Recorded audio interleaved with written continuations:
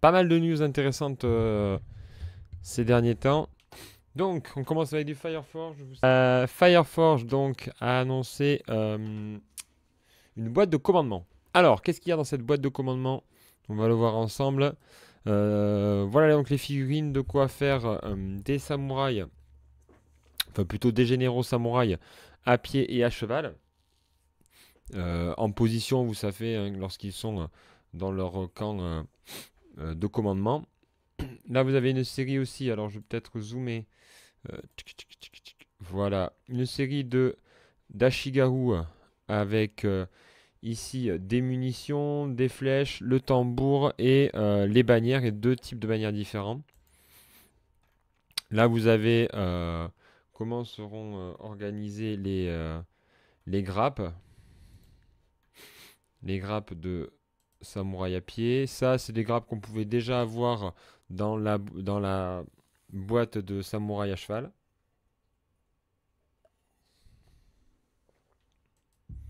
Et voilà la Samurai Command. Alors, il faut savoir en fait que donc elle est en précommande actuellement sur Fireforge. Votre serviteur l'a précommandé aussi pour son intérêt. Mais donc ça viendra fin novembre. Faut savoir qu'en fait, il y a déjà la possibilité d'avoir une grappe de commandement, le pack de commandement qu'ils appellent pour les Ashigaru. Vous voyez, c'est à 12 euros. Et là, vous avez le tambour et les deux bannières qu'on a vues. Donc, vous avez déjà ça qui est présent dans un pack. Mais il n'y a pas, par exemple, les soldats avec munitions, etc. Comme je l'ai présenté précédemment. Donc, moi, je trouve que c'est plutôt intéressant. Ça vient compléter. Vous savez que les frères Perry avaient fait une gamme samouraï, on en a déjà parlé. Euh,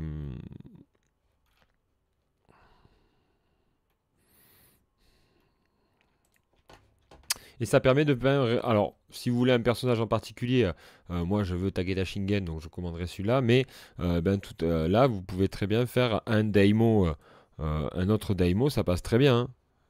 Celui-ci là. Et surtout, ce qui est intéressant, c'est que chez Perry, il y avait des commandements à Shigaru qui étaient cool. Parce qu'on pouvait faire, je voyais bien faire des scénettes. Voilà, c'était celle-là. Et honnêtement, on va pas se mentir, hein. Ouais, ça ressemble un tout petit peu quand même. Hein? Voilà. Voilà. Là, les flèches. Là, les munitions. Vous avez celui qui sonne dans le corps, là, du coquillage. Euh, Voilà, donc c'est bien parce que ça vient un peu compléter un manque qu'il y avait du côté de Fireforge. Et actuellement, honnêtement, actuellement, vous voyez, hop, ici, il y avait les commandements à Shigaru. Il y avait les bannières ici, avec pareil le tambour et la corne de coquillage. Ben là, clairement, maintenant, vous pouvez avoir une armée, full Fireforge, et ça, c'est plutôt bien.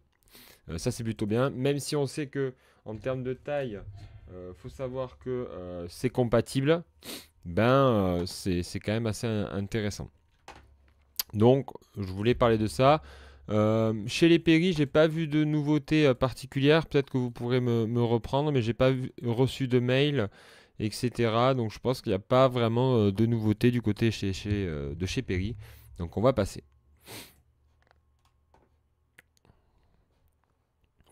On est chez Philibert à présent avec le Wargame Illustrated d'octobre. Il y a une série de figurines pour Napoléon, Black Powder. Donc nouveauté ici avec une boîte de British Rockets pour tous les amoureux de Légion d'honneur. Là vous avez la jeune garde avec des figurines. Alors elles sont en métal.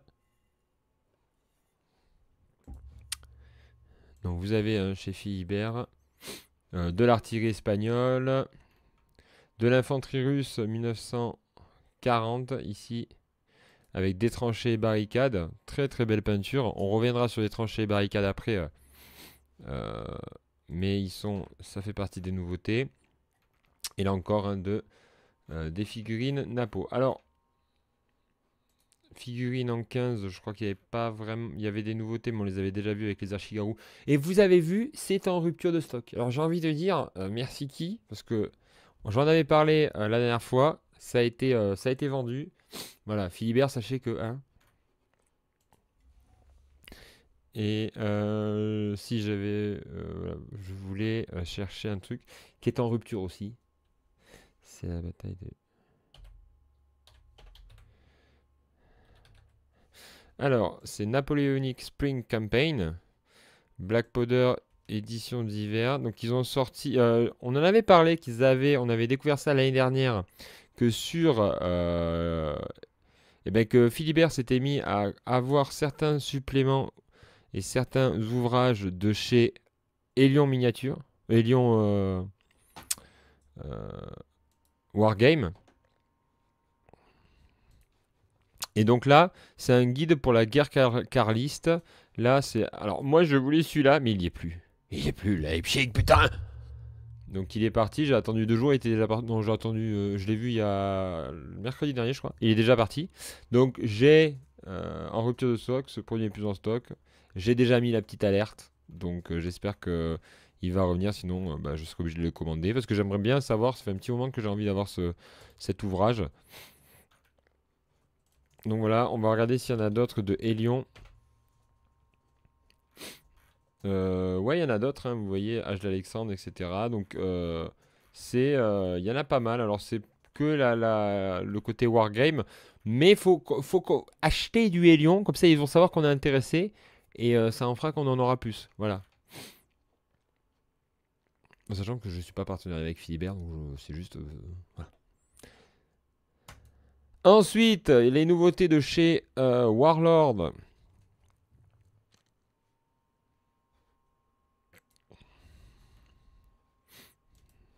Donc on en avait plus ou moins vu, hein, là c'était les Italiens avec des alpinistes très jolis, hein, avec avec leurs plumes là.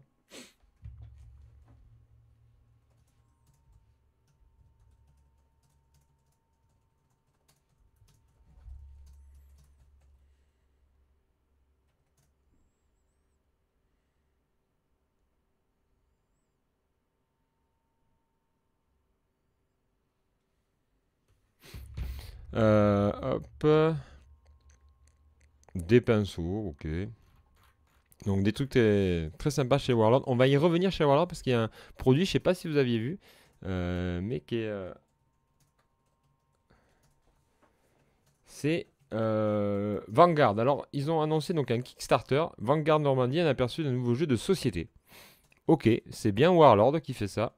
Regardez un peu le teasing.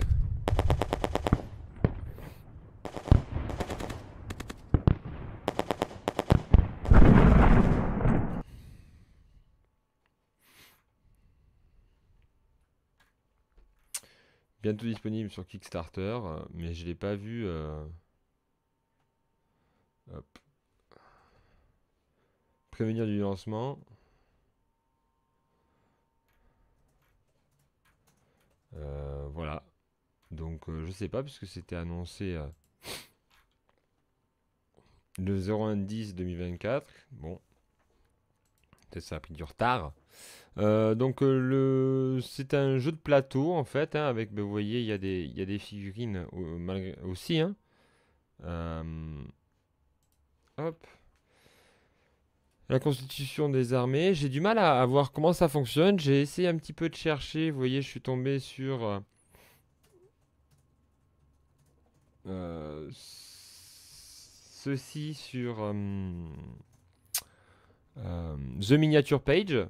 Mais j'avoue que voilà, il y avait un prototype qui était sorti à Essen.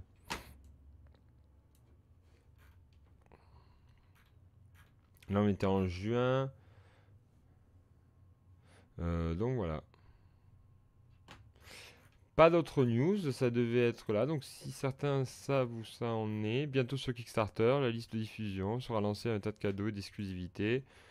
Donc je sais pas, donc on voit ici que on dirait un peu, alors vous me direz, mais peut-être du mémoire 44, vous voyez dans l'idée. Mais après en termes de... voilà, j'ai pas plus d'infos que ça, je sais pas comment ça va fonctionner. On voit qu'il y a des dés avec des faces particulières. Ici, en fait, je pense que c'est ben là, voilà, l'armée. Est-ce que ce serait une sorte de wargame jeu de plateau? Puisqu'on voit qu'il y a quand même des figurines, des véhicules, de l'artillerie, des soldats. Et là, on peut voir hein, des unités. Donc, est-ce que ça serait une sorte. Voilà. Là, on dirait que c'est pour activer les unités, puisqu'on voit qu'il y a un blister là, ici, un peu à la Bolt Action. Et on voit qu'à côté des unités, peut-être qui ont été jouées, il y a ce petit token. Des cartes, peut-être pour avoir des effets. Voilà, donc si vous en savez un peu plus, n'hésitez pas à dire dans le chat, hein. Mais là, on voit des cartes d'unité. Donc avec main gun, 2 dés rouges, 2 dés bleus. Peut-être, moi pourquoi, ça peut être cool hein, pour initier des gens un peu au wargame. Là, on a un tigre 2. Donc, à la fois un jeu de plateau, mais à la fois un jeu de figurines aussi. Donc, hop. Ouais, il y a HQ et tout. Alors après, je sais pas le prix. Chaque faction est livrée avec des jetons d'unité en plastique incroyablement taillés, conçus pour s'adapter à l'hexagone de 40 mm. Ok. Voilà, donc on va rester je vais rester un peu aux infos. Et si jamais il y a des news, ben, je vous dirai la communauté des seigneurs de guerre. Parce qu'il y a la 3e édition qui est sortie.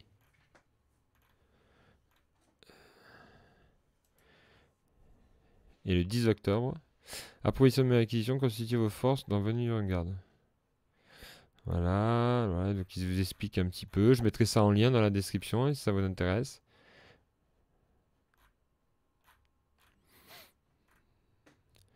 Veuillez noter qu'il s'agit d'un jeu de société en cours de développement. Toutes les photos sont des prototypes et des pré-productions. Ils n'en fait pas nécessairement la qualité du produit fini. Voilà, bon. Il y a un système de provision. Bon, voilà. Ensuite, il y avait un Kickstarter aussi sur Tokugawa Bushido. Donc pareil, toujours à la même période. Donc il est largement financé et c'est en fait, ben voilà, c'est des fichiers, fichiers 3D. Donc pour ceux qui sont comme à moi à fond sur le Japon. Il y a Curaçao Miniature qui a sorti des équipes de mitrailleurs pour la guerre civile espagnole en 15 mm. Donc voilà, une série de MG, etc. Et on finit par des Français. Hein, non, ah ben pourquoi tu me l'as fermé? C'est dingue ça.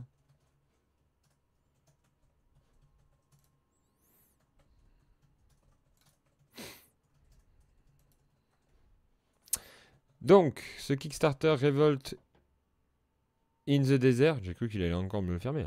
Donc, c'est une nouvelle Battle for Mecha and to the Capture Damas. Donc c'est la révolte arabe. Vous savez, hein, j'avais mis en avant plusieurs fois sur la chaîne euh, des tranchées et des tranchées aux barricades.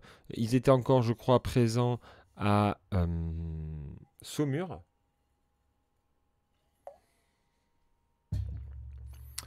Donc là, il semblerait que... alors, je vais traduire parce que j'ai un petit peu la flemme. Les tranchées vous proposent de revivre les révoltes arabes avec une gamme complète de figurines chérifienne et ottomane, sans oublier Laurence d'Arabie lui-même. Conçu pour être utilisé lors de la Première Guerre mondiale, nombre de ces figurines peuvent également être utilisées pour les deux autres conflits. Donc super, de très belles figurines. Pour ce troisième Kickstarter, nous avons décidé de lancer une véritable collaboration avec Rob Kurtz et Laurent Fabrega de 3D Forge. 3D Forge, j'en avais déjà présenté du travail de chez lui, j'avais déjà rencontré, super sympa le mec, et travail très quali. Ce qui nous permet de proposer une très belle voiture blindée Rolls-Royce à ce jour, ainsi qu'un train ersatz complet. Donc là pour l'instant il n'y a pas d'autres choses qui sont été présentées. Mais gageons qu'on aura des news très tôt, puisqu'ils sont quand même très actifs sur les réseaux, nos amis de Détrancher Barricade. Donc voilà, un projet à suivre pour tous ceux qui aiment cette période de la Première Guerre mondiale, l'entre-deux-guerres aussi. Et je finis enfin aussi par des Français, hein, puisque c'est le studio Tomahawk. Studio Tomahawk qui a donc fait teaser quelques... si Romain Pierre ne veut pas apparaître. Les unités qui seront présentes dans le futur supplément pour Saga avec cette fois-ci la féodalité. Donc on aura les Anglais, les Français, les Free Company, les Bourguignons, les Flamands, les Scottish, les Bretons, les Castillans, les Suisses, les Allemands, les Hussites et les Condottieri. Donc super, moi j'ai une armée médiévale tardive à art de la guerre, je vais la déclipser et je vais la passer clairement à Saga, puisque je suis en train de me monter des armées samouraï pour la période, pour pouvoir jouer en 28 à art de la guerre, et voilà, je pense que je vais plutôt les faire basculer sur Saga. Euh, j'ai de quoi faire des Suisses, de quoi faire du condottiere avec de la cavalerie. J'ai beaucoup d'archers aussi anglais, j'ai du billman. Donc vraiment, c'est une période en plus, franchement, en termes d'uniforme, on peut changer. Bon, les Allemands et les Hussites, on va pas se cacher que là, ça sera plus compliqué peut-être. Même pas les Hussites, peut-être juste les Hussites parce que il y a le côté chariot. Mais à part ça, à cette période-là, vous pouvez vraiment beaucoup changer. Donc ça, c'est super cool. Et ils ont aussi teasé ceci. C'est une activation pour les Anglais avec barrage de flèches. Activer jusqu'à 2 unités non mercenaires pour un tir, elles doivent choisir des cibles différentes. Donc voilà, super cool. Ça me donne envie de faire une petite partie de saga avec Clément H de la magie. Mais en plus, j'espère que voilà, on va pouvoir basculer sur cette période-là. C'est plutôt cool. Moi, j'ai de quoi faire, je pense, largement 2 armées. Donc, on va pouvoir faire ça. Il faut juste que les déclipses et que je les mette sur des socles. Et en avant la musique. Ce que nous propose Vitrix. Donc, vous voyez, Islamic Infantry. Donc là, on a la tête, les corps, lancier, les différentes armes, arc, lance. On voit ici épée. Donc vraiment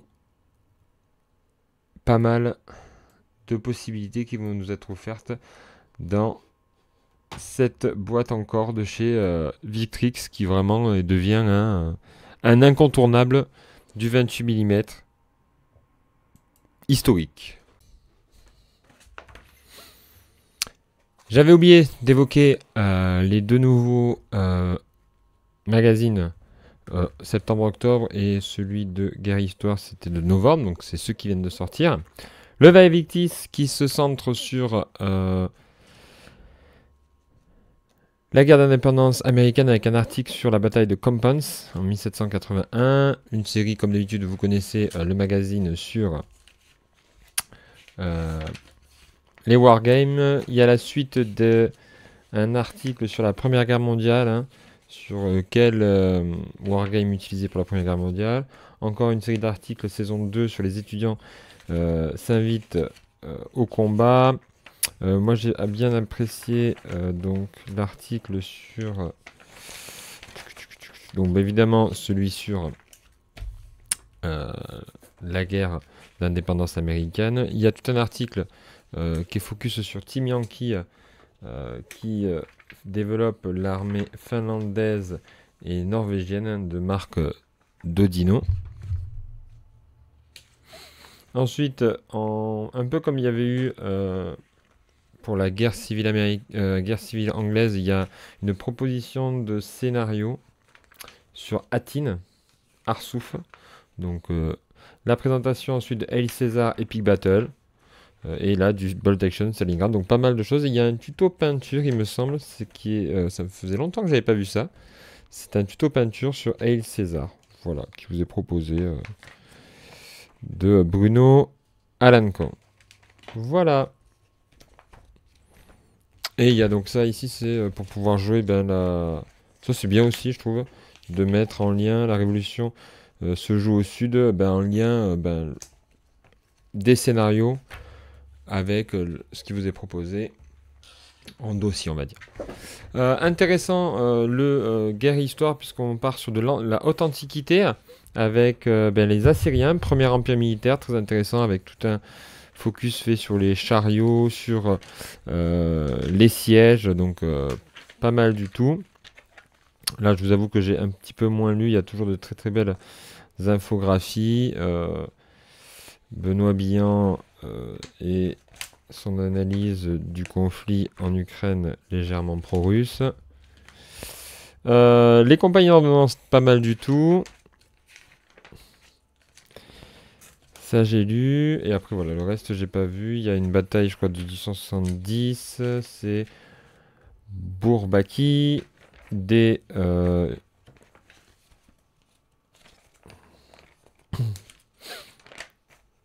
un article sur des sous-marins. Et moi j'aime toujours la revue des ouvrages, qui est toujours très intéressante, je trouve.